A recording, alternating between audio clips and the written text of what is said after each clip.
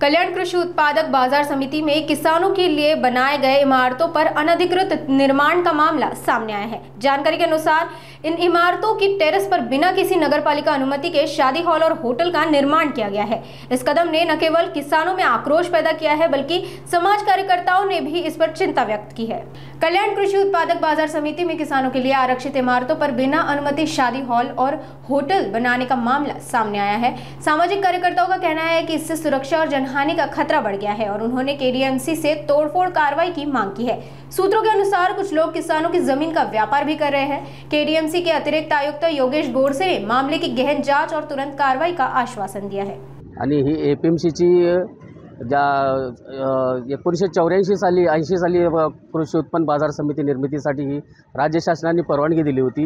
ही इथली कल्याण तालुक्यातील शेतकऱ्यांच्या हितासाठी ही दिली होती। शेतकरी माल विक्री व त्यांचा मालाला सुलभ भाव मिळावा या उद्देशाने ही दिलेली होती।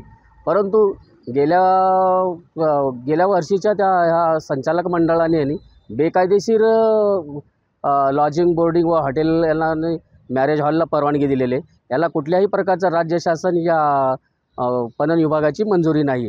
हे सर्व बेकायदेशीर आहेत। ते बेकायदेशीर धंदेला यांच्यावरती कारवाई व्हावी आणि ह्या वरचे टेरेसवरती बांधलेले शेड आहेत हे सुद्धा आणि ती इलिगल आहेत आणि आतमध्ये सुद्धा मॅरेज हॉल हे सुद्धा अनलिगल आहे सर्व।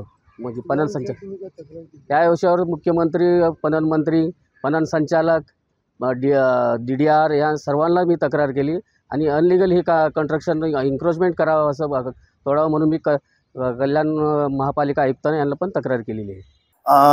आपल्या माध्यमातून माझ्या असं निदर्शनास येते की काही महापालिकेकडे एपीएमसीच्या आवारामध्ये काही बांधकामाविषयी तक्रारी आल्या आहेत। खरं तर एपीएमसी ही संस्था देखील स्थानिक संस्था आहे आणि ती एक गव्हर्नमेंट सेमी गव्हर्नमेंट इन्स्टिट्यूटच आहे।